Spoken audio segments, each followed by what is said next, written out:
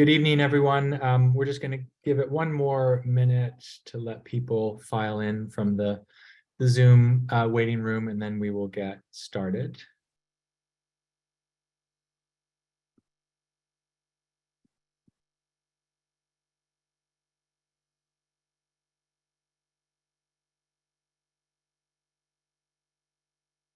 Great. Okay. Well, nice to see everyone in the Zoom webinar. Thank you all for joining us for this evening's event at IRCPL, Anointed with Oil. My name is Matthew Engelke. I'm the director of the Institute for Religion, Culture, and Public Life. And it's my pleasure to welcome Darren Dochuk from Notre Dame University, and also Jennifer Wenzel, who I will introduce in a minute. But just to start, let me just kind of flag for those of you who are maybe new to these events. This event is taking place within a series that IRCPL has been running over the past 2 years, and which will continue into next academic year, on religion and climate. We're doing several public events. We're also funding research by faculty and students, and running workshops and roundtables around the intersection of these two important topics. So it's really great to have Darren here tonight as part of our public lecture series. Just a few words of housekeeping before we get started. This is a webinar. I'm sure many of you, if not all of you, are very familiar with the format. Professor Dochuk is going to be speaking to us, I think, for about half an hour, give or take. He and Jennifer Wenzel will then be engaging in conversation for about 20 minutes, and then we'll open the floor to questions from you all. And if you have a question at any point during the evening's proceedings, feel free to type it into the Q&A box at the bottom of your Zoom screen. You don't have to wait until the Q&A time to do that, and then Professor Wenzel will be able to take stock of the questions and ask them to Darren. So feel free to do that at any point. I would like to just say a word of thanks to the staff at IRCPL for making this event possible behind the scenes, especially tonight, Gabriella Lee, who is running the Zoom webinar format, but all the staff and faculty advisory board at IRCPL for support in various capacities.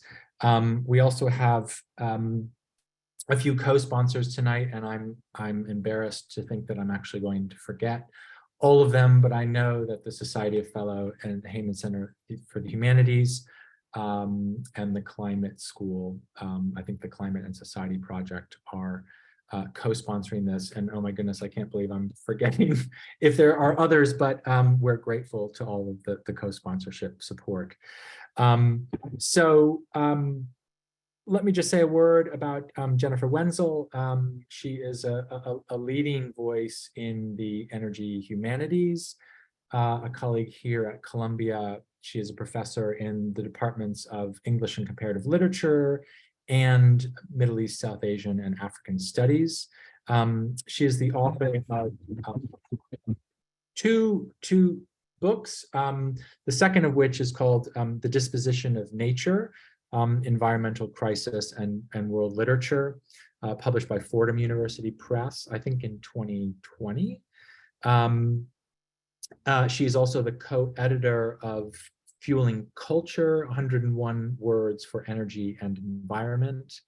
And she is a member of the After Oil Collective, which I was just hearing about in our kind of pre-meet, a very fascinating group who have just put out a pamphlet with the University of Minnesota Press in their Forerunners series called Solarities.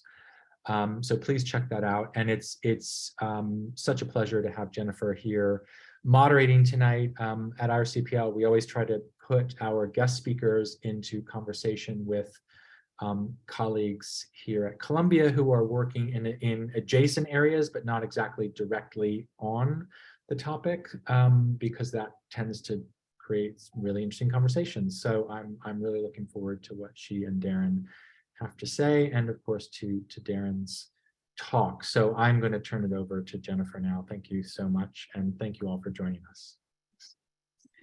Thank you very much, Matthew, for that introduction. I'm really excited to be here in this conversation. I see lots of people from different corners of my life in the chat. In the participants list. So this is a really exciting opportunity. Let me introduce our speaker for tonight. Professor Darren Dochuk is the Andrew V. Takacs College Professor of History at the University of Notre Dame.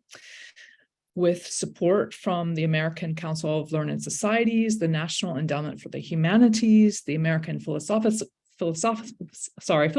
Society, the Rockefeller Foundation, and the Canadian government, Professor Dochuk's research offers new insights on the history of the United States in the long 20th century, what Stephanie Lemenager in her book Living Oil might call the American century.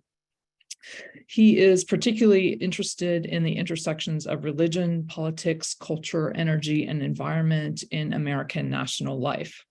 He has edited at least 6 books on topics ranging from late 20th century culture wars to entrepreneurial and evangelism in the Great Depression. His first book, From Bible Belt to Sun Belt, Plain Folk Religion, Grassroots Politics, and the Rise of Evangelical Conservatism from 2011, was awarded the Allan Nevins Prize from the Society of American Historians, the John H. Dunning Prize from the American Historical Association, and the Ellis Hawley Prize from the Organization of American Historians. His most recent book is Anointed with Oil: How Christianity and Crude Made Modern America, from Basic Books in 2019. Please join me in welcoming Professor Darren Dochuk.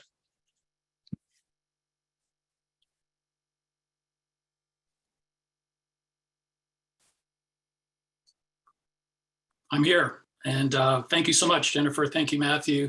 Thank you to all of those at the Institute for Religion, Culture, Public Life, and those affiliated who are sponsoring this talk. It's a real privilege to be with you. And pardon the voice, I'm going to do my best. There are so many scholars at Columbia that I have appreciated in terms of their scholarship. I am someone trained in religious history and political history. Coming to energy studies was in many ways a daunting endeavor, but thanks to Jennifer and others at Columbia, I have been able to make my way at least to a level where I hope I'm somewhat competent, although I know in the Q&A we can just probe how much that is indeed the case. Jennifer's involvement in the energy humanities speaks to an influence in my own recent training. And the effort that I have made alongside others to bring religion and energy together as one entity to kind of center them in our understandings of, especially in my case, the history of the United States, the history of North America, really, since the Civil War period. And so I'd simply like to, and here, first of all, let me share my screen before I get too deep in this. This is always,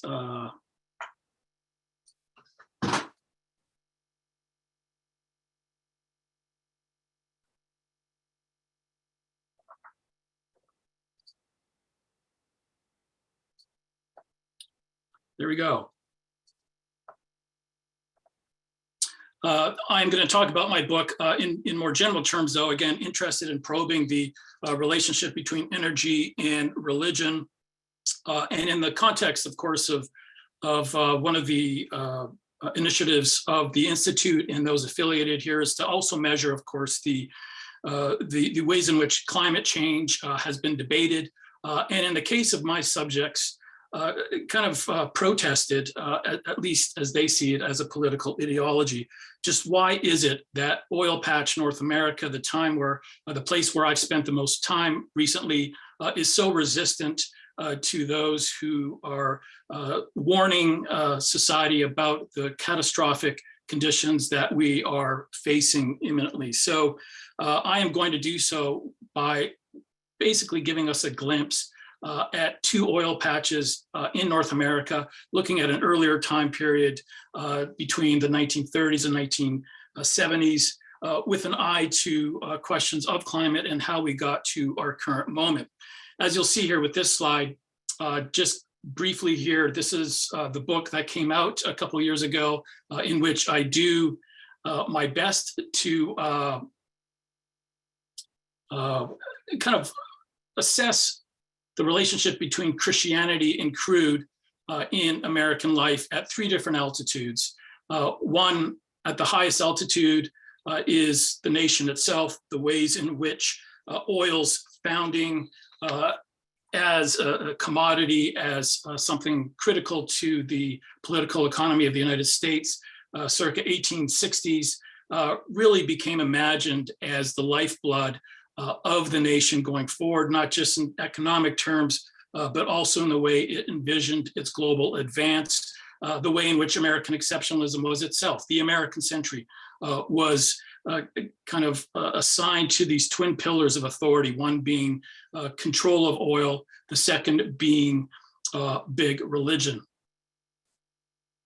Second level, in these next 2 levels, really the levels at the altitudes at which I'm most interested in working, and certainly today we'll give you a glimpse at these in terms of the corporate side of this, oil and petrol-funded religion and politics, and the battle for the corporate soul of America. I came into this project having looked at kind of following the money related to the rise of evangelical conservatism.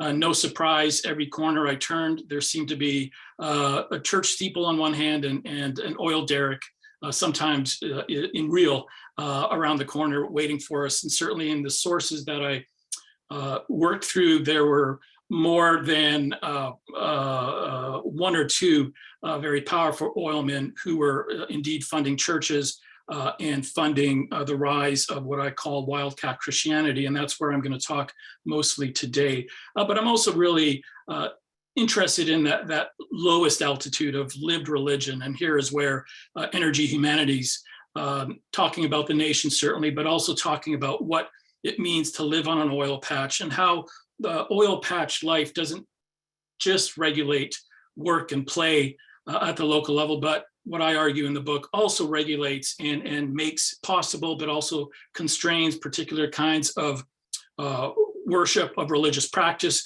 of theology, of eschatology itself. So as we move forward here, I'm going to focus on these second 2 altitudes and in short, show how oil for those living on the oil patches of Canada and the United States see this crude material as existential.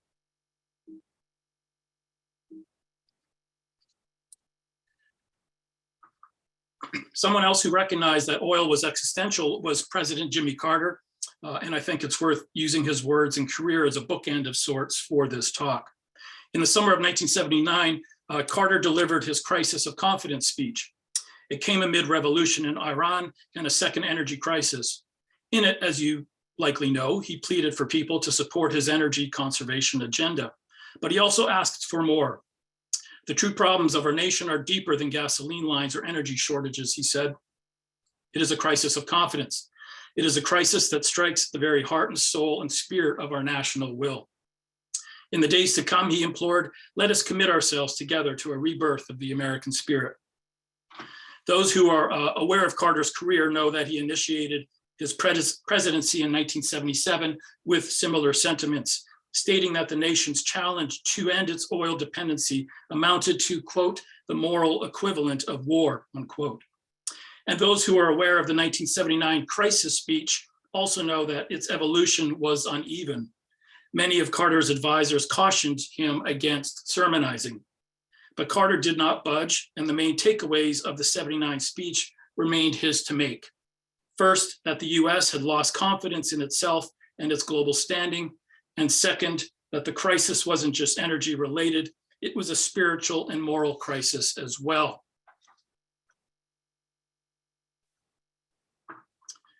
Carter spoke amid revolution in the religion and politics of crude in modern America. On one hand, he signaled the end of the American century marked by US dominance in oil. a dominance facilitated and theologized by power brokers at work in the orb of multinational major oil, who saw it as manifest destiny, oil's control, or America's oil of control on a national and international stage. Indeed, in the long history of oil and religion in this country, we confront first and foremost the overwhelming power of major oil in what I call a civil religion of crude that was generated alongside big oil's corporate structures and outcomes. The missionaries of this oil-fueled American imperialism are too many to list here, but a brief nod to a few examples might help. And much of my book is indeed framed around these competing kind of gospels of crude, one being the civil religion of crude promoted by these power brokers on a global stage, those associated with large transnational, multinational corporations. And secondly, what we will focus on today, the wildcat side, the independent oil side to the story. A couple examples briefly, see pictured here on the left. On the ground level here, there's William Eddy, one of many who operated at that level to promote kind of American global expansion and development through the application of oil and its resources. The son of Presbyterian missionaries in the Middle East who founded the American University in Beirut, Eddy went on to teach at Dartmouth and then ultimately to hold the presidency of Hobart College. By the early 1940s, he was a man of Protestant confidence who envisioned a new world order. In 1940, while recruiting support for Hobart, he lectured on the power of God in the secular world, which implored lay people to be the shock troops of the church, he said, and to assume the super secular task of raising up each sector of the globe. Within months, Eddy was acting on this imperative, serving as officer with the Office of Strategic Services, the OSS, to survey Arabia for subsurface crude, gain knowledge of its people and their faith in Allah, and bring the US into union with the rising kingdom. 5 years after proclaiming allegiance to a totalitarian, and he oversaw a historic deal between Saudi's Ibn Saud and America's United States President Roosevelt, installing the United States in the region for good. Eddy's subsequent career testified to the potency of his liberal internationalist vision. As a hired consultant for the Chevron and Texaco-owned Aramco and an Arabist in sympathy, he promoted peace between Western and Saudi interests by way of mutual fiscal ambition and shared respect for the divine, and also wrapped Aramco in a myth of enlightened capitalism and corporate benevolence. Eddy's sense of vocation spoke to the aspirations of a whole cadre of visionaries. Power brokers with rising influence in mid-20th century major oil and the state, they adhered to what I call civil religion of crude, a confidence that big religion, defined as ecumenical, internationalist, civil, cosmopolitan, wedded to big oil, defined by integration, combination, and collective effort between state and company in foreign fields, could guarantee this nation's global influence. The linchpin of this cadre, of course, was the Rockefeller family, pictured here on the right. John D. Rockefeller Jr. embodied the civil religion of crude by placing the profits of his family's oil empire in the service of philanthropy that stressed scientifically informed international development, as well as putting it in the service of global ecumenical Christianity, witnessed in such institutions as the World Council of Churches. Junior's sense of mission got a boost in 1940 when his 5 sons founded the Rockefeller Brothers Fund. Of the 5, none was more important in linking oil to global economic and cultural initiatives than Nelson, pictured on the right, whose work with inter-American affairs placed him at the forefront of US plans in South America, and of course his work with the Creole Oil Company in Venezuela, and his kind of restructuring of the company based on a kind of a welfare capitalist model would help him become influential in the drafting of Point 4, and more generally as inspiration for Truman's plan for development, US development around the globe. Nelson Rockefeller wasn't outspokenly religious, but he was a man who longed to reshape the Southern Hemisphere in an image of Christian democracy. He believed that his civil religion of crude would stymie communism's influences there and ensure America's place at the head of a new international order. Indeed, big oil's apostles may not have worn biblical convictions on their sleeves, They were willing to drop doctrinal insistencies for the sake of universal brotherhood and a logic of service. Yet, however much they were drained of its dogmatism, oil's promise continued to inform their actions, its solicitations to extract God's bounties from the earth with an eye to a higher being and a higher sense of being. Oil's global topographies in this way became their theological planes. The civil religion of Crude is one thread in oil's biography, vital to understanding the nation's global advance, imperialist mandates and all. But if we want to understand the profoundest turns in modern US religion and politics, we must also look to the American oil patch, a unique landscape out of which stirred an irreversible challenge to the Rockefeller gospel. There, amid jungles of derricks and the glow of refining fires, citizens stirred up with spiritual ardor have long upheld a potent carbon gospel of their own, one that I call wildcat Christianity. The progenitors of this faith were wildcatters themselves, independent oil hunters who drilled wildcat discovery wells on domestic frontiers. Emboldened by oil's rule of capture, the business's founding legal code, which granted any man authority to tap subsurface crude aggressively on their terms, wildcatting lent the early industry a manic, cutthroat essence that would endure across time. For John D. Rockefeller Sr., the rule of capture was wasteful. His was a bureaucratic outlook that lined up with Max Weber's Protestant work ethic, which assumed that good capitalists would uphold rules of calculation and control.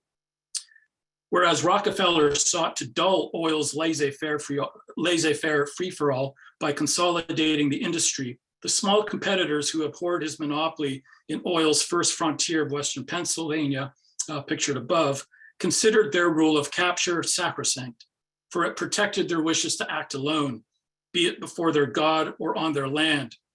They reveled in risk-taking and accepted volatilities of chance and pursued profits as if there were no tomorrow.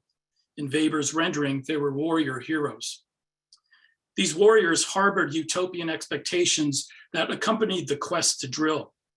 Amid their sector's boom-bust cycles of health and wealth, their faith offered meaning through a theology that nurtured personal, mystical encounter with soil and an active higher being. A fierce individualism fortified by small-scale association and notions of time that anticipated the violence of life in the oil age. At the turn of the 20th century, wildcat Christianity was forced out of its original home in the Alleghenies by Rockefeller dominance, the great octopus pictured in front of you, and relocated west across the Mississippi. There it took root and would be sustained over generations. And here I've just kind of briefly mapped out the progression. Circa 1890, of course, Rockefeller's empire in complete control. Standard's boss, John Archibald, would joke that he would drink a gallon of crude if it had been discovered west of the Mississippi. This is how certain that oil, in fact, didn't exist west of the Mississippi. He, of course, would soon be forced to eat his words, at very least, as wildcatters made their way to California. And then, of course, most famously and profoundly struck crude along the Gulf Coast in Spindletop 1901, ushering in really the Gusher Age of Texas, which would last well into the 1940s.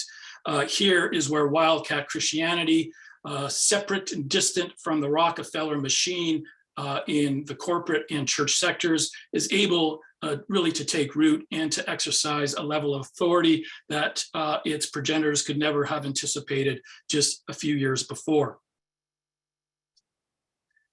Turning to one particularly important of those oil fields that were part of this age, the Texas age of gushing crude. One that I would say and argue certainly today is absolutely pivotal to the religion and politics of wildcat Christianity that will follow us really into our present day. The boom started with Daisy Bradford, a Christian woman who recruited wildcatter Columbus Marion Joyner to find oil on her farm. A self-proclaimed prophet from Alabama whose only education came through memorizing the Old Testament, Joyner was also a quintessential poor boy underfinanced operator working shallow pools who were certain God would guide him to Crude. With word of something brewing, people dressed in their Sunday best made their way to Bradford's farm to watch the magic man at work. On October 5th, 1930, audible gurgling could be heard in the casing. Next came a spurt, then a flow, all of which electrified the crowd. One witness described the scene as hilarious. Oil, they cried, oil. Some jumped up and down with joy, tossing straw hats high into the air to demonstrate their feelings. And one crewman, meanwhile, pulled out his pistol and shot at the oil spray in the sky. He was, of course, quickly wrestled to the ground. Joyner, meanwhile, turned pale at the sight of his creation. It was quite a creation, quite a discovery. East Texas, the pool of that he had discovered was by all measures epic, the largest discovered in the world up to that point, 43 miles long, 10 miles wide, containing 5.5 billion barrels. As you can imagine, the population of this tucked away place boomed overnight, workers pouring in from all corners of the West, service workers of all kind pouring in as well. More jobs, higher incomes, prospering heartland towns. This was the odd circumstance that made East Texas an island during America's decade of the Depression. The phenomenal excess of abundance lent it a larger-than-life feel. Enraptured with the black stuff, East Texans revamped a wildcat system of belief, association, work, and politics that legitimated their own ownership of Crude. First, amid the excitement of this gusher age, they intensified a spiritual outlook that saw God as the reason for their escape from affliction. Even as they envisioned this providential force, they embraced the workings of chance, and in keeping with their prosperity gospel, celebrated the speculative and supernatural dimensions of faith, oil, and the market. Good Christians, they believed, were to spend more energy riding the whims of oil than trying to discipline them. And several features of this booming landscape reinforce this mindset. The rise of the wildcatter, illustrated above by one of the Texas's big rich, Haraldson Lafayette or H.L. Hunt. Church life itself, spectacular in its growth, pictured below, one of the typical Gothic style cathedrals built at this time, often surrounded by derricks. Every church in Longview, Texas during the decade of the 1930s would undertake its own church boom construction phase. So anomalous in America's Depression era, this being one of the poorest regions during the Depression, in fact, or prior to the Depression, well-financed ministry nevertheless became the expectation for Texas congregations. Such were foundations of a prosperity gospel that would permeate the Southwest for decades to come. The windfall for East Texas's lucky citizens also created a second effect, a leveling of class and a democratic dream that plain folk could finally realize their destiny as equals, that the Rockefellers no longer had their grip on them. As one writer offered, here was a democratic opportunity that pushed social and economic frontiers far beyond Adam Smith's wildest dreams. And again, this was indeed empowering, especially for the thousands of independent oilmen who made their way into the area. As late as 1935, independent oilmen would manage more than half the 22,000 wells in the region, allowing them a leverage that they, again, did not enjoy anywhere else or could have even imagined. Oil saturated with riches pouring into their offering plates, even especially the most marginalized religious folk could enjoy the launch to a new social order.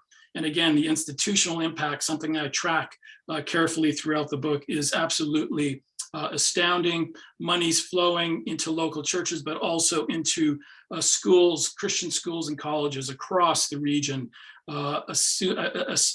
basically guaranteeing their survival, not just their survival, but their ability to flourish during the 1930s.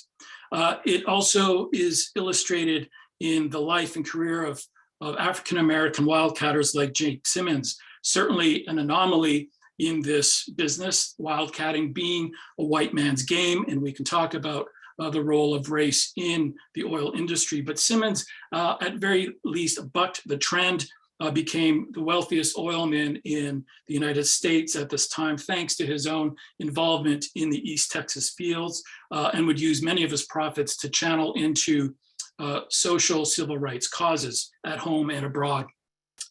Bolstered by the success of their communities, looking to future gains, East Texas church folk nevertheless knew that oil was impermanent. A local captured this sentiment when he titled his memoir, "Where Oil Flows, Joy and Woe Curiously Mingle." Showers of wealth and health today could mean deluges of misfortune tomorrow, he lamented. This was the trade-off of life in an oil dreamscape, where the temporality and frailty of everything and an inevitable future of depletion always clouded the soul. When you strike oil, he said, you let loose Hades. Hades was apparent in various forms during the 30s, fire and destruction being of the most obvious illustration or evidence of this. And the ultimate calamity here, which I talk about at length in the book, pictured here on the bottom right, is the New London school explosion of 1937. One of the fanciest, one of the most impressive school buildings ever to be built in the United States at that point in the 1930s, funded by oil, would explode due to underground gas, and it would leave 300 students dead, 1/3 of the town's underage population. For many East Texans, the calamities generated new end times thinking. Their tenuous existence encouraged them to appreciate life's surprising bursts of health and wealth as a miraculous interlude in an otherwise difficult slide towards cataclysmic end, and pray to an all-powerful being who giveth and taketh suddenly, but who is always there. Theirs was a mentality that defied post-millennial confidence in the gradual betterment of humanity, Rockefeller's confidence, and accepted the hellacious reversals of an apocalyptic mode. Amid the ferment, oil patch citizens absorbed a related truth, that they alone had the courage to stare down end times darkness with uncompromising drive, including in their work. If time is running out, death and an afterlife on the horizon, what is a God-fearing person to do but drill, drill, drill? And was it not incumbent on them now to use politics to guarantee them that right? Those who inhabited oil patches were also filled then with a fourth characteristic, a spirit of rebellion, which was present from the beginning, of course, due to their marginalization by the Rockefellers. And there's, of course, a long history of activism predating the 1930s. But the revolt intensified in the 1930s and 1940s in response especially to US oil's shift abroad, encouraged by Harold Ickes, Secretary of the Interior. Unable to tap faraway pools, those managed now by Aramco, for instance, frustrated by Washington's investment in foreign instead of domestic production, wary of internationalist projects of ecumenism and development, and feeling abandoned, independent oilmen responded politically.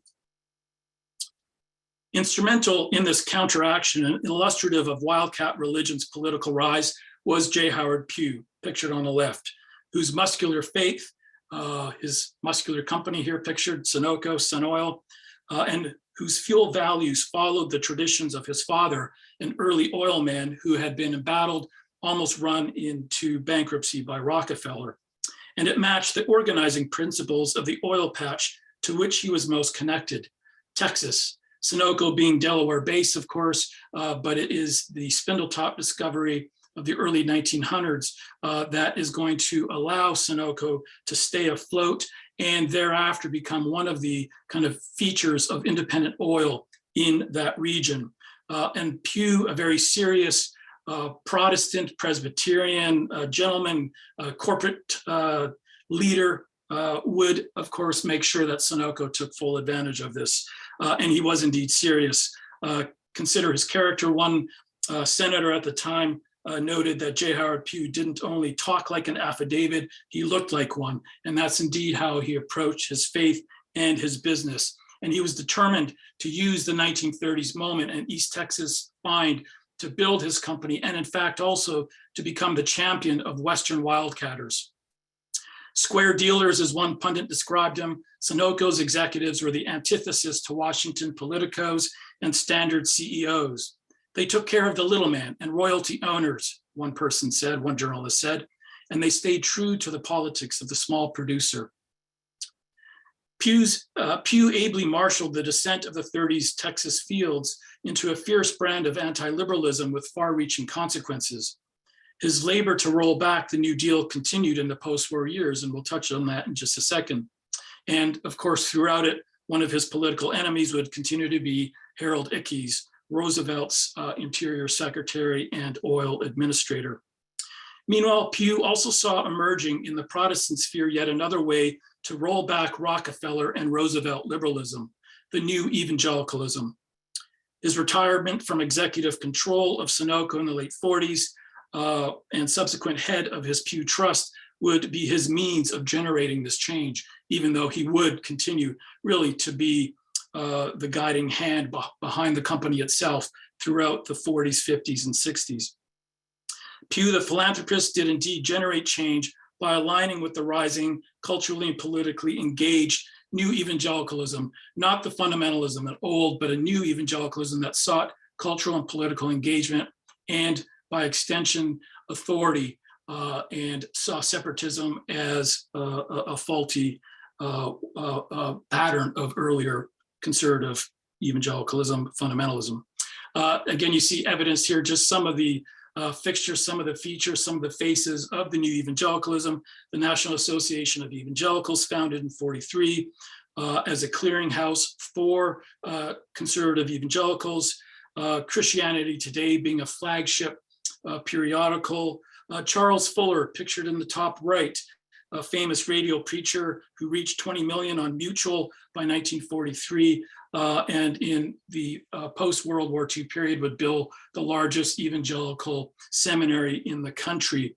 And of course, Billy Graham, who found his way to Texas, where he loved to court Texas petrocapitalists, all in keeping with his own enchantment with black gold.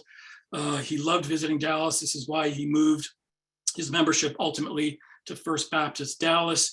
There he became close friends with a number of Texas's big rich, including Sid Richardson.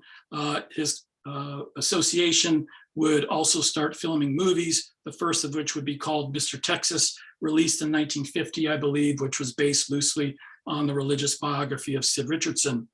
In the 1950s, Ladies' Home Journal published a profile of America's 10 richest men, 6 of whom worked in oil.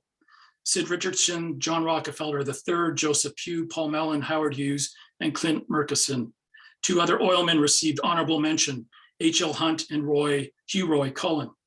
Through his ties to Dallas's First Baptist, Graham came in contact with at least 4 of these men, and through his dealings with J. Howard Pew, he knew a 5th.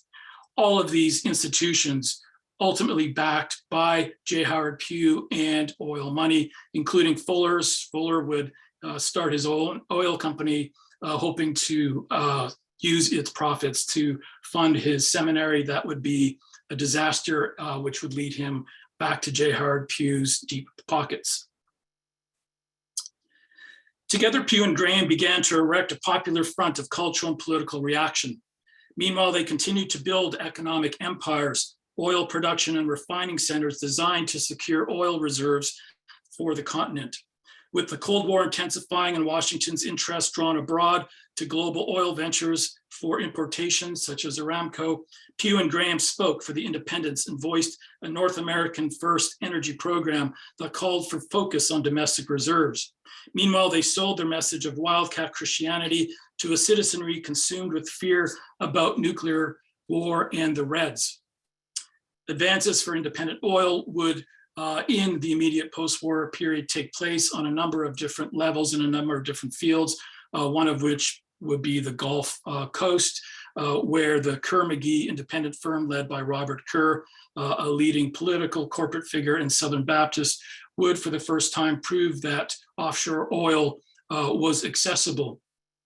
The most daring, though, advance for wildcatters in independent oil and ultimately for evangelicalism would take place in Alberta, thanks to its premier, a very devout evangelical, the social credit leader of the Social Credit Party, the longest kind of existing populist movement in North American history up to that time.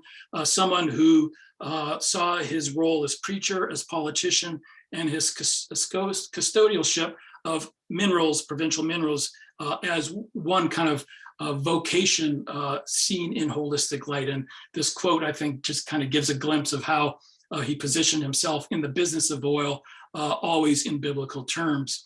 Alberta is the great oil producing province of Canada. Yet every time I look at an oil pump going up and down, I say to myself, someday that well will be pumped dry.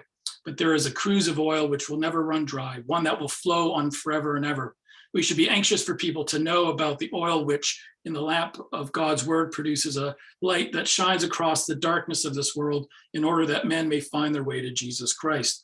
Now, Manning would go on to be instrumental first in the 47 boom that was started in Leduc, Alberta, a conventional oil field, and then in the early 50s by partnering with J. Howard Pugh to start the Canadian Oil Sands Project, a mammoth undertaking at the time. In 1952, J. Howard Pugh and son would commit $250 million investment to development of this Northern Alberta field. At the time, it was the largest private investment in Canada up to that time. Partnered with Manning at points, also with Billy Graham, who helped kind of bring these two gentlemen together. This enterprise would eventually, in the late 60s, come to fruition. In 1967, its opening ceremonies would, to no one's surprise, sound more like a revival with prayers of abundance and Alberta's own manifest destiny.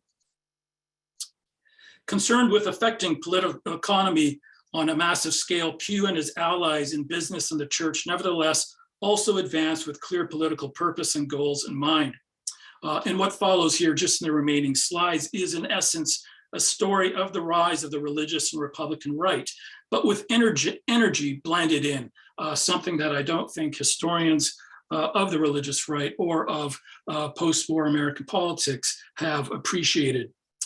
The political steps undertaken in this regard are too many to note here. Suffice to say that Pugh and his allies in oil and religion did secure some important victories, both in the business and beyond. And here I've just kind of listed a couple of these, forcefully preventing passage of the Anglo-American Petroleum Agreement in 44 and 45. This was Harold Ickey's initiative to create kind of an international alliance between big oil in Britain and the US, as well as the states representing them. Almost simultaneously, a second victory in Israel, national creation of Israel, of course, would open up new unprecedented oil exploration opportunities for wildcatters from the Southwest, those who weren't able to access or participate in fields elsewhere in the Middle East. Israel, of course, welcoming them as an alternative to the major companies who are attached, whose fortunes are attached to Saudi Arabia and other Arab oil-producing countries. But the main victory here really is the Tidelands controversy in the presidential election of 1952. This having to do, of course, with the Truman administration's seizure of 10 miles of offshore oil leases, opening up exploration in the Gulf of Mexico. At that point, of course, leases are lucrative for Texas, Louisiana, and other states. And by taking control of this, the federal government is, of course, also countering or opposing, in their estimation, states' rights over this terrain. The land grab, as wildcatters carped, not only indicated an encroaching federal state, but also the loss of oil revenues for state funding of essentials like primary education. In Texas's and California's churches and oil associations, the charge for citizens to upend the federal Democrats and regain a hold over the Tidelands and their brand of fuel and family values reverberated pew to pew, chapter to chapter. Billy Graham, of course, in his relationship with Sid Richardson, being absolutely crucial to recruiting Dwight Eisenhower to the Republican ticket in '52. Eisenhower, of course, claiming and declaring his protection of the Tidelands for state control, thereby control of kind of independent wildcat exploration in the region. We know the rest of the story. with the help of wildcatters and wildcat evangelicals in the region, Eisenhower would win the 52 election, really representing kind of the first major move of the Republican Party into the solid Democratic South. The unabashed evangelical politicking would continue. In '64, many power brokers within this emerging evangelical bloc threw support behind Barry Goldwater, whose campaign against Nelson Rockefeller for the GOP ticket caused liberal critics to rail against extremists on the oil-funded right. But for independent oilmen churchmen like Pew, who bankrolled the Arizonan, there was no question who was on the wrong side of the spectrum: Rockefeller Republicans. Besides conjuring up bad memories of one family's near destruction of another's sustenance, Rockefeller also registered with him as the face of a coercive system of centralization and compromise that had long threatened to emasculate his profession and the country's hallowed institutions and beliefs. I know much about Nelson Rockefeller, Pew wrote an ally. He would be the worst man I can think of for president of this country. To put a Republican as president like Nelson, who supports all the evils that have brought this country to its knees, would be the most tragic thing that could happen. Goldwater's vanquishing of Rockefeller in the GOP primaries gave Pew great pleasure, so too his acceptance speech, which trumpeted the wildcat ethic. I would remind you that extremism in the defense of liberty is no vice, and let me remind you also that moderation in the pursuit of justice is no virtue. Having defeated their arch rival and in many ways his vision, Goldwater and his accomplices in Western oil assumed control of the GOP. Richard Nixon would rely on this same system of support to win his victory in '68 and '72. His vision was, like Goldwater's, attuned to the religious topography of the oil patch. Through his ties to Billy Graham and Sunbelt-based ministries, he gained access to the aspirations of an ascendant force that would redefine the American political landscape. He used this alliance as leverage during the '70s energy crisis. While the Northeast shivered in the cold and endured gas lines, his constituents mocked Northern Democrats. Save energy, let a Yankee freeze in the dark. Versions of this bumper sticker could be found in church parking lots throughout Texas. More broadly, the energy crises of the 1970s would empower a Southwestern-based evangelical movement. On one hand, the global ruptures of the decade and the struggles of major oil companies to handle OPEC and the quest by Arab oil-producing countries to nationalize their oil industries undermined the multinational corporations and the civil religion of Crude that the Rockefellers had stood for. On the other, the prosperity gospel, spirit of populist revolt, and eschatology of crisis that had captured the oil patch mindset in the '30s now bloomed on a national stage, propelling evangelicalism into the national consciousness.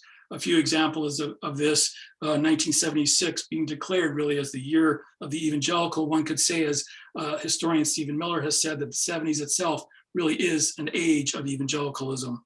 Oral Roberts, quintessential prosperity gospel advocate from Tulsa, Oklahoma, who builds his vast empire on local petroleum. And in general, we see a vast infrastructure of education like Oral Roberts' university, committed to championing the wildcatters' worldview of practical Christianity, free market capitalism, creation-friendly science, and family values. Meanwhile, evangelicals purchased books that pinned the energy crisis on the environmental movement and US reliance on Muslim-controlled oil, reliance created by the Rockefellers and Major Oil, and prophesied that the end of the world was imminent, in part because Washington had forsaken the values of independent oil. Were Americans able to tap freely the bountiful oil pools just off the Gulf Coast and in Alaska, underneath southwestern soil and in the shale deposits of Colorado and Wyoming, John Valverde, author of one of the best sellers of this genre pictured here, asserted, they might yet survive another day from God. Jimmy Carter would feel the effects of this revolt. To be sure, the evangelical-led Reagan Revolution was animated by social concerns and conservative disgust with the president who supported the Equal Rights Amendment and women's reproductive rights. Independent oilmen took up the fight. With J. Howard Pugh now deceased, it was up to other wildcatters such as H.L. Hunt's son Bunker to bankroll the cause.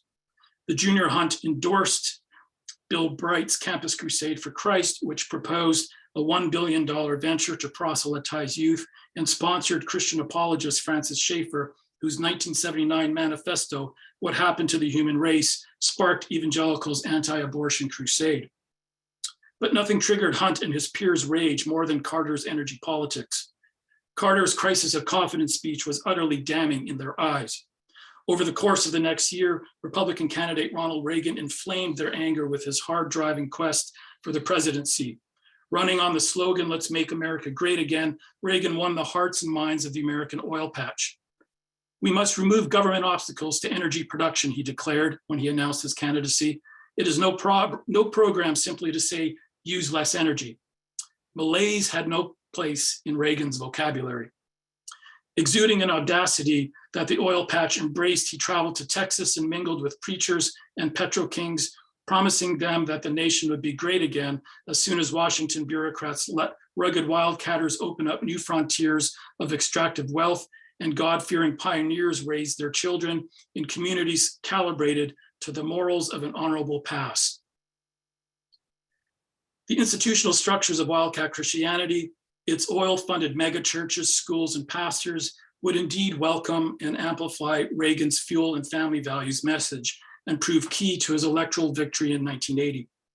Reagan would reward his supporters by making one of them his Secretary of the Interior. In that role, Pentecostal James Watt would see to it that evangelicalism's longstanding fears of federal encroachment on the resource would find policy outlets. And in the spirit of wildcatters who had begun their fight against the New Deal order by confronting an interior secretary of a different ilk, he would restore custodianship of the oil patch to the people who had long worked it as theirs. Although Watt's career in Washington would be short, the wildcat revolt he helped solidify would continue to strengthen in the 1980s and beyond, right to today. To be sure, the picture of the oil patch as static is misleading.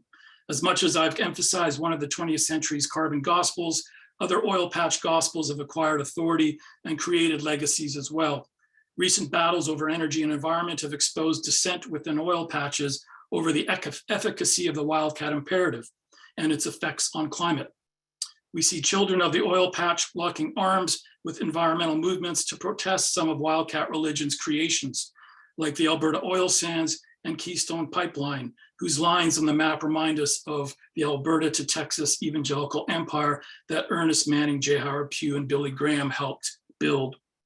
One evangelist for the carbon-free gospel states it simply: "Many people see the pipeline as a political or an economic issue, but I see it as a moral issue." Another proselyte promises a power shift brought on by revival for the planet. Both of these young activists find inspiration in the likes of Bill McKibben, the self-identified, if jokingly, Sunday school teacher whose 350 org has motivated and coordinated the activism of so many faithful youth in a fashion similar to what another Methodist Sunday school teacher, Ida Tarbell, mustered 100 years ago when she exposed the Standard Oil monopoly and forced Washington to dismantle it. Meanwhile, young people have helped force the Presbyterian Church to divest its holdings in oil, and in an ironic twist, perhaps, joining the Rockefeller's Trust's funding of anti-Alberta oil sands protests is the Pew Charitable Trust. The proud creation of J. Howard Pugh, the Great Canadian Oil Sands Project, is now under attack from another of its institutional legacies. No doubt he's rolling in his grave. Still, as much as the legacy of Ida Tarbell might promise some dents in the system, the wildcatter's way continues to hold sway in the North American oil patch, now in the age of Trump and Canada's own populist groundswell more than ever. True, in some churches where fracking permeates vernacular speech, oil's effects on spiritual health are being debated. Is oil and gas truly of God, they ask. Yet among those filling the pulpits and pews of the oil patch, the answer is an overwhelming yes, they are. Indeed, one can consider current politics as the wildcatter's continued day in the sun. In a Texas swing in 2016, Mike Pence headlined fundraising dinners whose seats were filled by oilmen such as evangelical wildcatter Tim Dunn. "We're putting American energy first," Pence proclaimed in Midland while touring an energy company's rig. With echoes of Reagan, he heralded the three pillars of American greatness: faith, freedom, and vast God-given natural resources. and promise that developing them will make America great again. It is a familiar refrain, one that Donald Trump has begun to repeat yet again on his unofficial campaign trail. And it's one that J. Howard Pew's peers in 1930s East Texas would recognize. But it's not just America First energy politics that feels the wildcatter's sway. In Alberta, where I grew up, as in Texas, the love of oil and gas penetrates all facets of life, so too hatred for those who dare challenge them.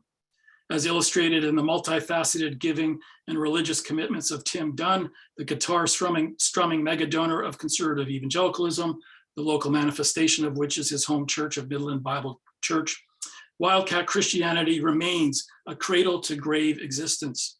It is only in the securities of this system, battered by secular humanism, liberal Democrats, and environmentalists, though it may be, that true biblical faith can be lived out, all with great expectations for a world beyond, or so Dunn and his allies believe.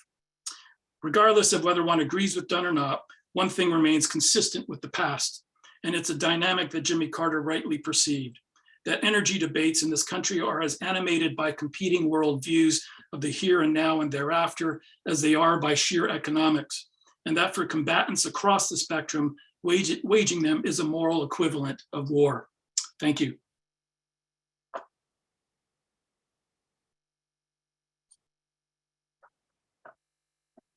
This is that awkward moment where everyone is sitting in their houses wanting to clap for you.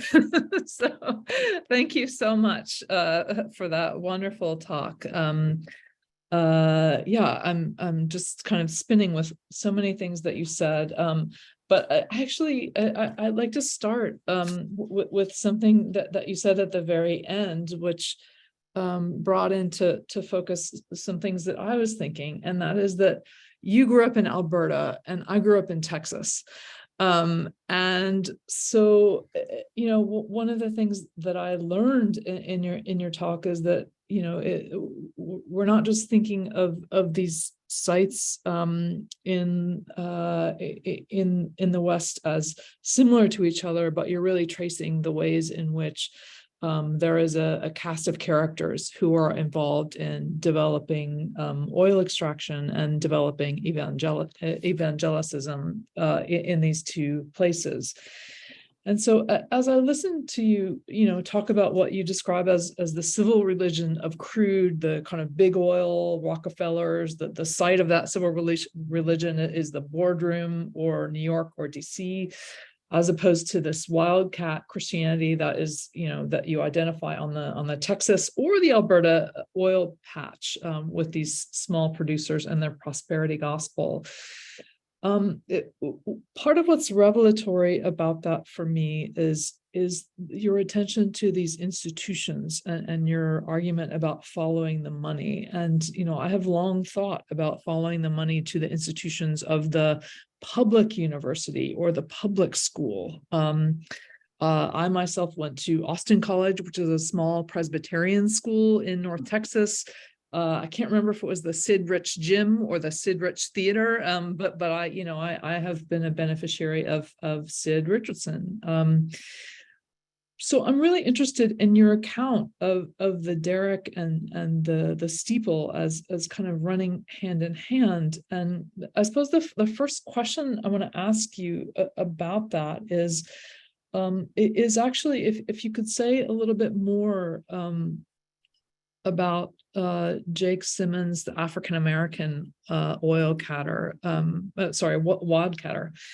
and his, you started to suggest, I think, that he used oil money in the service of civil rights. And so I think that there's a big picture story that lots of people are going to want to talk about in terms of the rise of the right, the rise of Republicans, Reagan, Trump. But this feels like another thread of the story that I'd love to hear more about. Yeah, for sure. Thanks. Thanks, Jennifer. I guess I see it as a contribution of the historian in this case, someone speaking here who gets obsessed with archives to do that kind of heavy lifting, to follow the money, to track relationships. I think we've got within Energy Humanities, certainly so much being done to unpack, in terms of literature, unpack the ways in which oil is imagined, the way in which oil does damage to American culture, other cultures who encounter it. So there's a way in which that's one aspect of oil's presence in American life that needs to be and is, I think, being interrogated in very sophisticated, constructive ways. Also the anthropological and the ways in which, on a global scale, I think we can look at oil patches and other energy regimes as kind of uniquely constructed according to the proximity of these resources in unique ways. And that's, again, the job of the anthropologist, I think. But as I said earlier, that kind of middle realm of just what is it to map out the power of this industry, not with, again, a conspiratorial eye, which is, of course, easy to fall back on or to accentuate, but to say over decades just how vast this apparatus is, one that does blend oil and religion, not in abstract terms, but in concrete terms, raising, again, the challenges for us of how we separate ourselves from that apparatus. So the institutions matter, and I'm glad you highlighted that. I think, having spent months, years and years and years, finding, for instance, that, the Athabasca Oil Sands project was very much a major undertaking that boiled down to relationships created through church networking. Not entirely, of course, there's much more to that story, but I think that's certainly what I've tried to do in this book. Collective biography, perhaps to a fault, was the default measure here, and one could say that we miss out on other facets of this story, and we certainly could talk about that. The second point, which is one where I do think could have been fleshed out more if I had more sourcing, but someone like Jake Simmons both accentuates the power of the wildcat ethic. He too, product of Tuskegee Institute, embraces capitalism as uplifting, sees the application of his profits at home, and then in Africa, he's instrumental in opening up oil in Nigeria as beneficial, right? And but at the same time, his life and career also, again, highlight for us the deep, penetrating kind of racist, white supremacist underpinnings of the wildcat way altogether.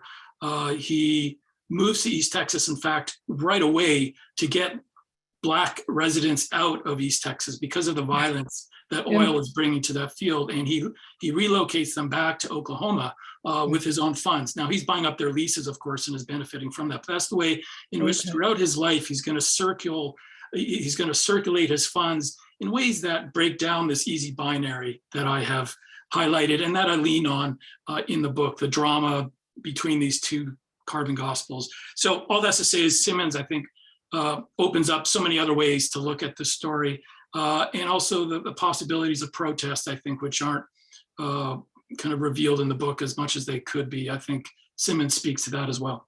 Yeah. Thanks so much for that. And I think that what you're describing about him,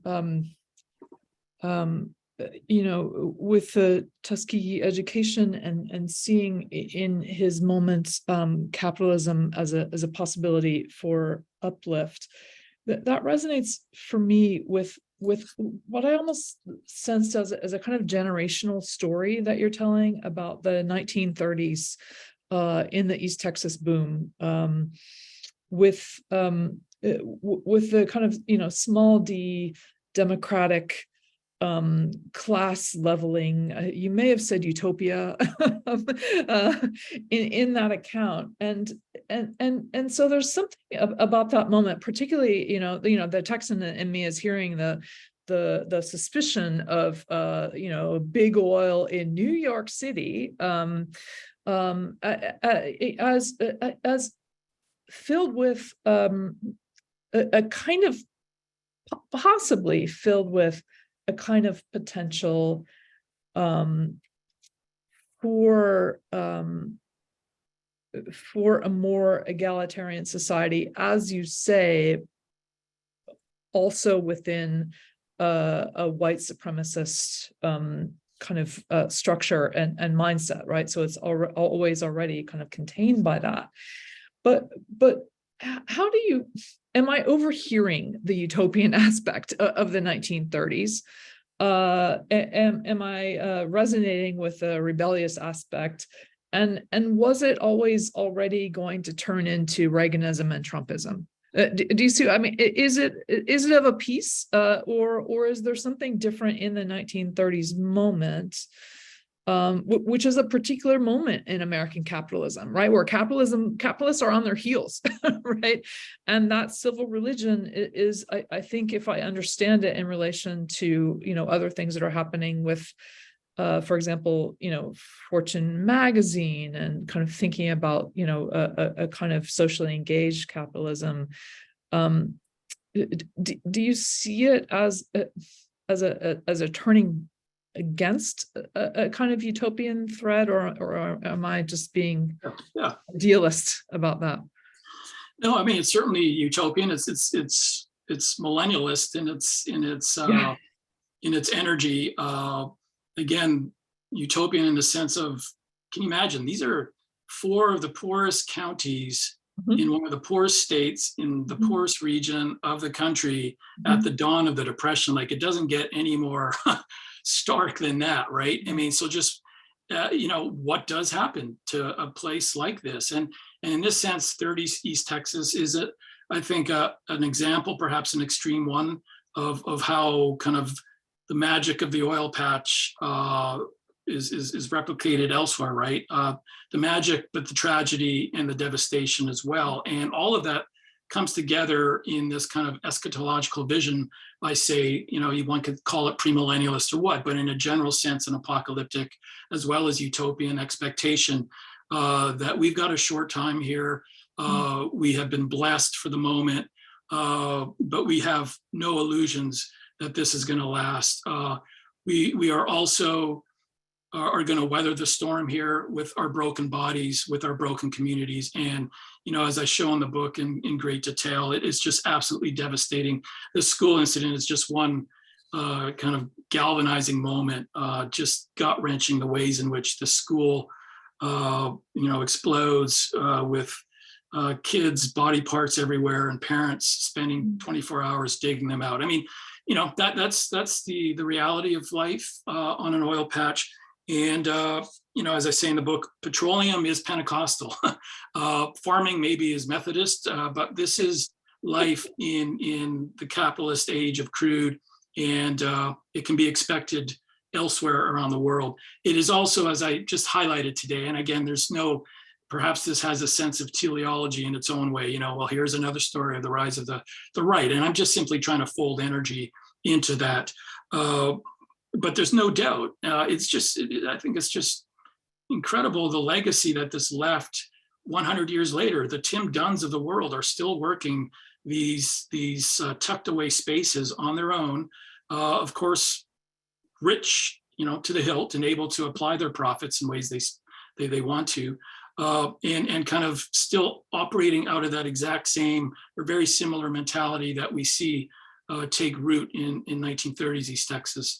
So all that's to say is it's complicated, more complicated, of course, than we show here today. But I also think it's impossible to underscore the significance of that pool, that one 1930s pool that will last into the 1940s. So.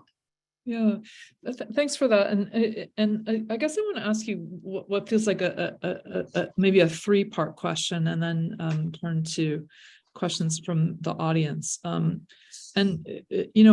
picks up on what you just said about, this one pool in East Texas in 1930, from which we can trace so many things. And so I'm interested in the claim that you make about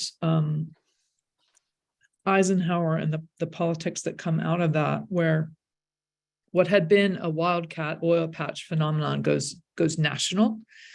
So you're suggesting that there's a shift from something that's happening really at a particular sites of extraction, but then has much broader ambitions that presumably implicate Americans of all with all kinds of relationships to oil, right? Beyond that proximity to the site of extraction. So are we all, in the oil patch now, right? Or are there distinctions? The second part of the question I have for you has to do with that kind of, I'm not sure if it's nativism exactly, but that kind of Ickes suspicion of U.S.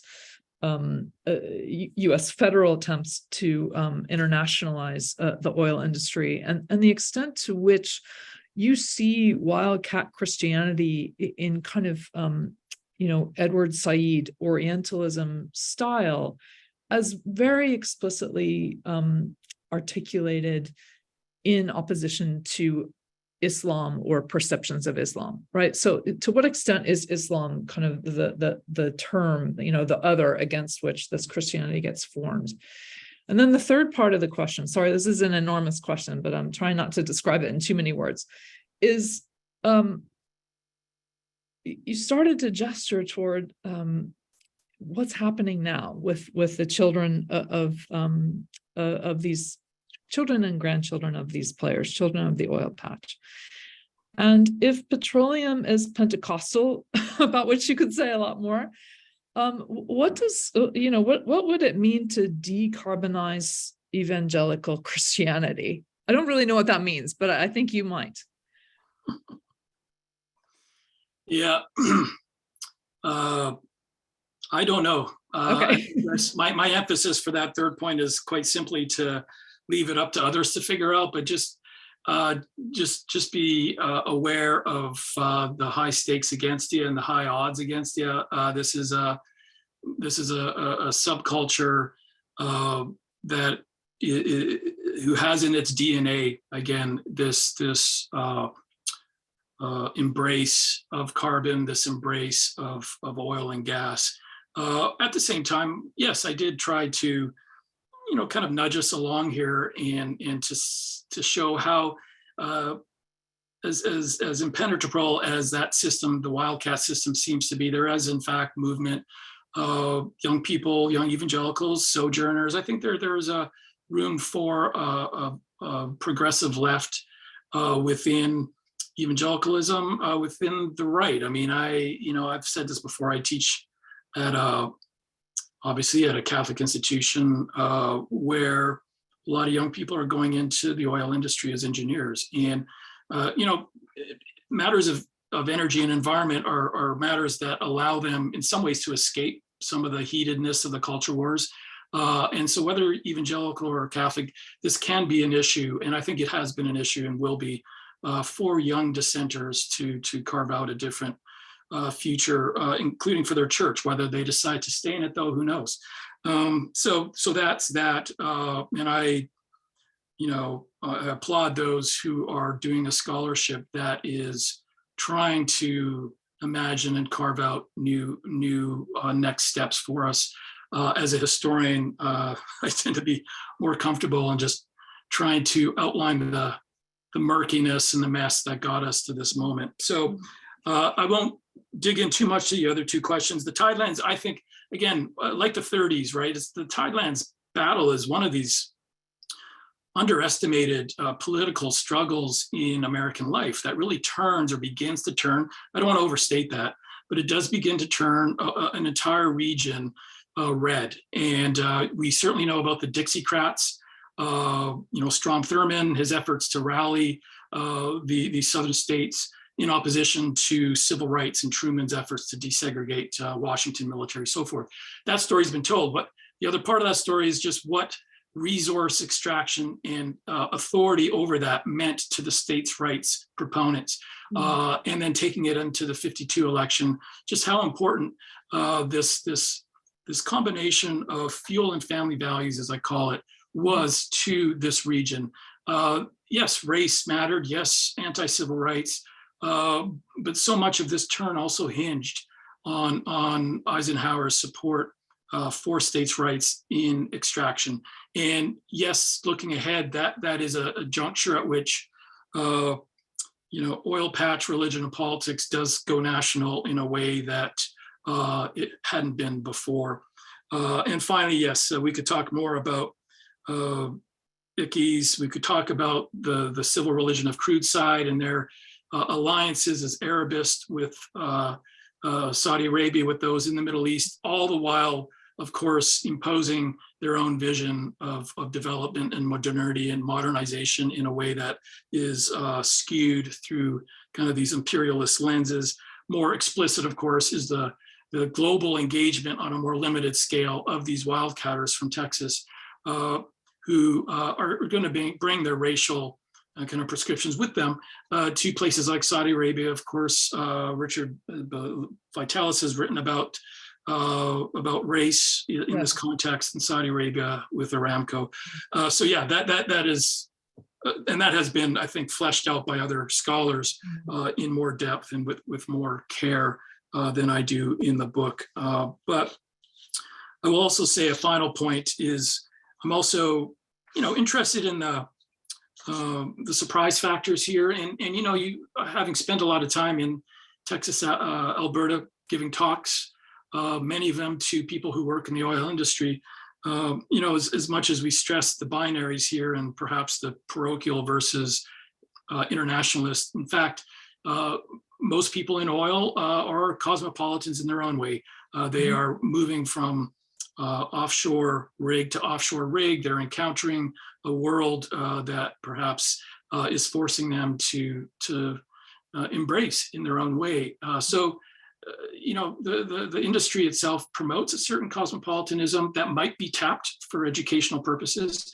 And I've said elsewhere too, I mean, one way to imagine even another generation, for instance, of escaping this carbon-based wildcat system is through the application of a similar wildcat entrepreneurialism to sustainable energies or to other realms that might again allow the imagining and construction of a new future.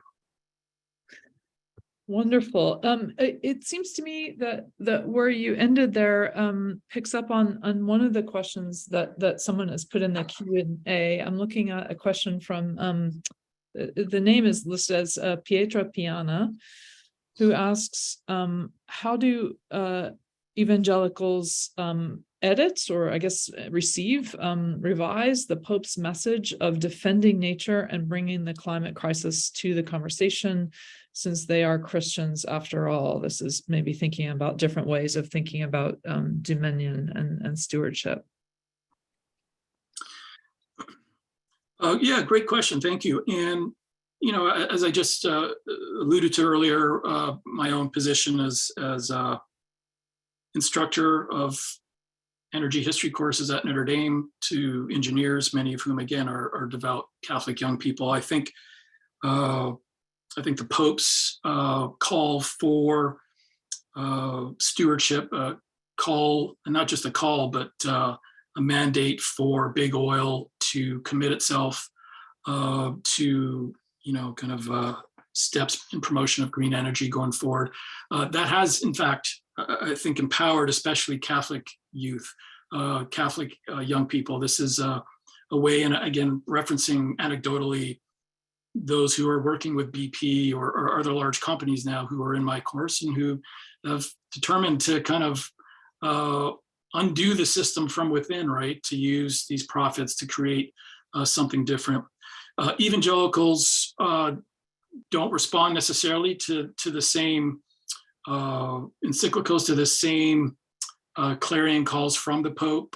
There is always a suspicion within evangelicalism for Rome.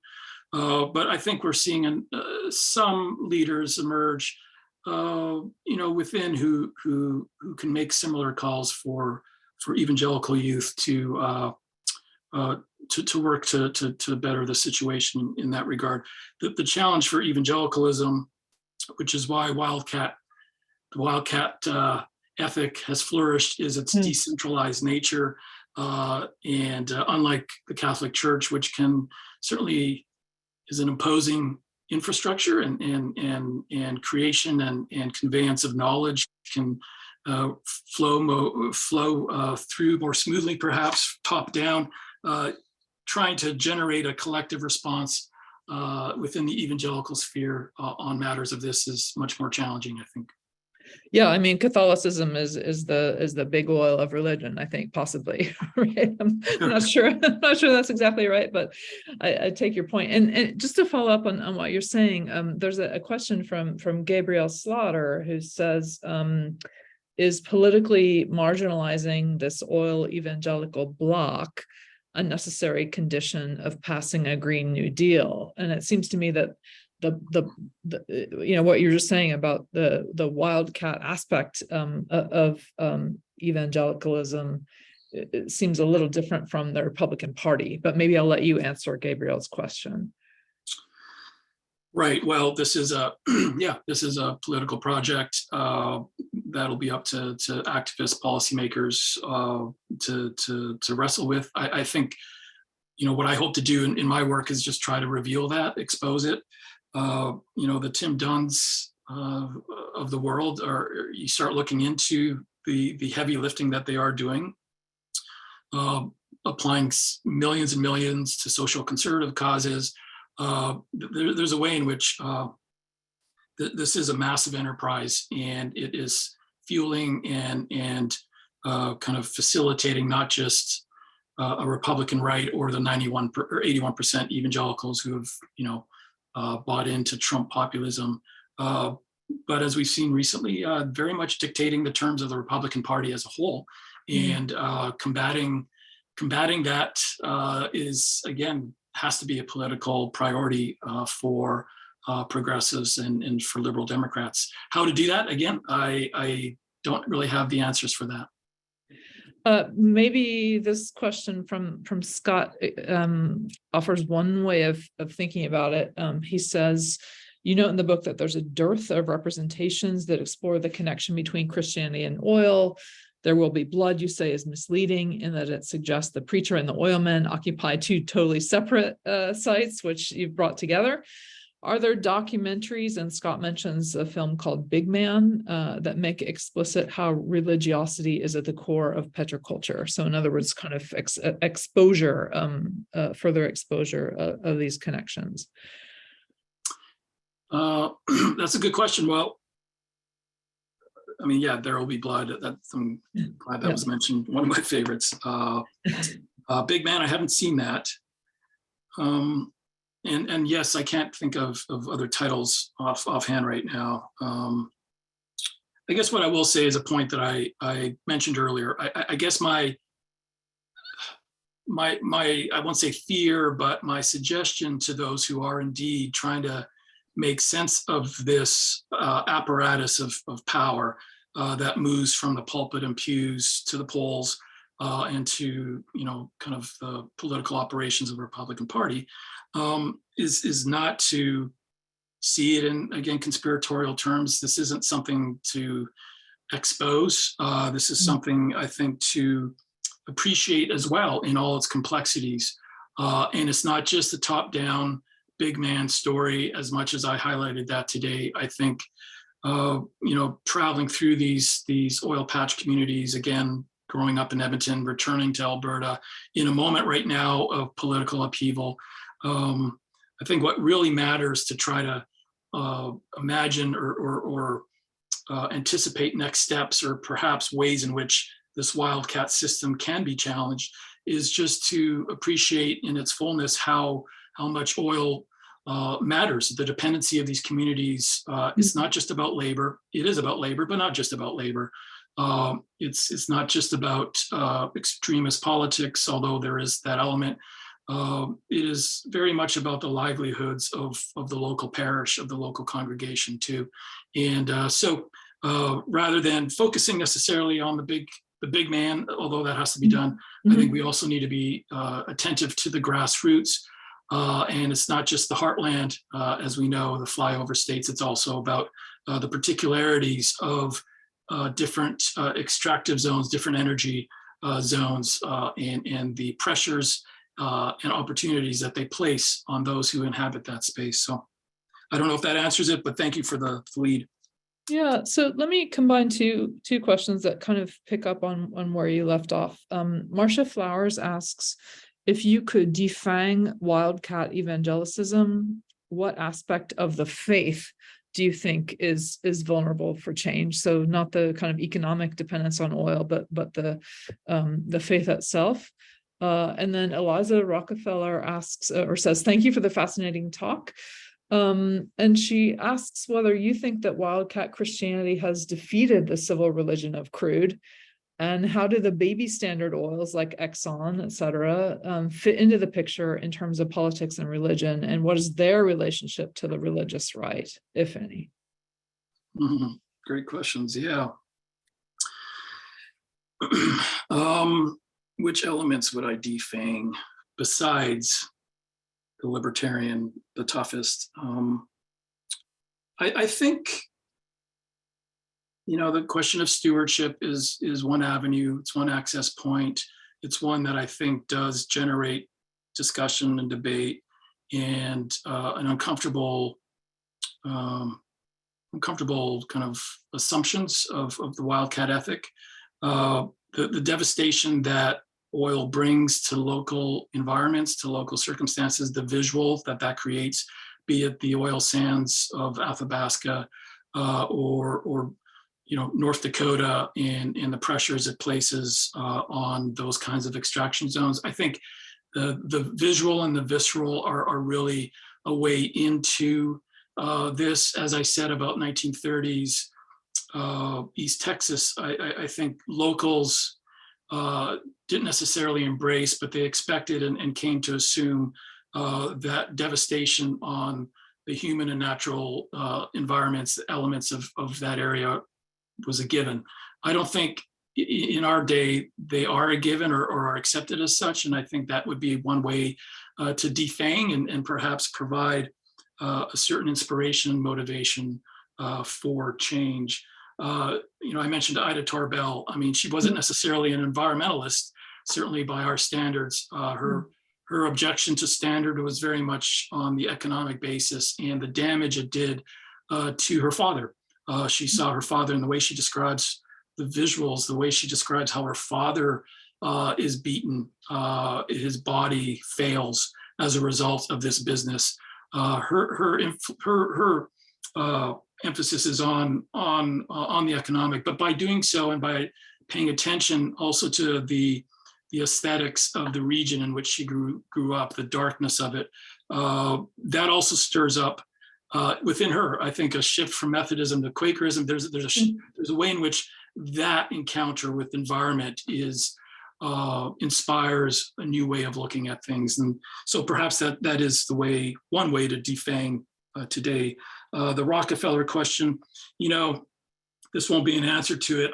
In the book, I track, kind of the seven sisters of the major oil companies of mid-century, and that takes us into the 1970s, the different offshoots of Standard, all of which, in fact, as other historians of oil have written about, have their own kind of corporate characters that are unique to them, and I try to pay attention to those. But the story of the civil religion of Crude, I'll admit, by the 70s forward, kind of loses its clarity. We see by the 90s, 2000s, other developments within big oil, kind of the super majors are formed, lessening, I think, the characteristics of these smaller major companies, the offshoots. And it also, I think, raises difficulties in assessing the kind of the religious offshoots of these particular corporate cultures. So anyway, I draw that to a conclusion in the book, perhaps in slightly abstract, awkward fashion, and compared to what I think is a more decisive treatment of wildcat Christianity in our present moment. But it's a great question, and having you mentioned the generational aspect to this, and again, to see families, oil families, not just the men, even though they're foregrounded here, but entire families over 2, 3, 4 generations. The Rockefellers, of course, seeing a transition within in relation to oil, but also the Pews as well, I think was another way I could both ground the book, but also kind of map the changes, the ebbs and flows within, and kind of the internal dimensions of this story in very fascinating ways. So learning about the Rockefellers, learning about different members of the family and of the corporate side of it was certainly a pleasure for me. Thank you so much. I can say that there is a lot of excitement on the Q&A, and as with the wildcat evangelicals, I know that our time is a finite resource, and I'm sorry to say that we've come to the end of the time with more questions that are unanswered. So I'm going to ask the organizers if they can be sure to get you the questions that we weren't able to take live. Yes, we can definitely do that. Yeah. Absolutely. Yeah. So thank you very much. Yes, thank you. Thank you both very much. That was fantastic discussion and presentation, and thanks to all the members of the audience who asked questions, and we will get those to Darren. And So can I just add, feel free to reach out if you have a question. I'm happy to email with anyone. So yeah. And let me just say here, before we go, our next event is, I believe, on November 15th with Layla Taylor from the Brooklyn Library, and that's part of our Magic series, a very different series from the climate series, although I did hear Darren talk about the magic of oil, but that is going to be on witches' houses and magical spaces. Really should be great. And then on the 22nd of November, we have another event that actually brings together the Magic series and the Climate series, looking at shamanism, environmentalism, and collective healing with two artists from the Caribbean. So I hope you will join us for that. And that's going to be moderated by a graduate student in the Department of Art History, Julian Sanchez Gonzalez. So thank you both very much for this evening's event, and thanks to all of the attendees for coming along. Thanks. thank you.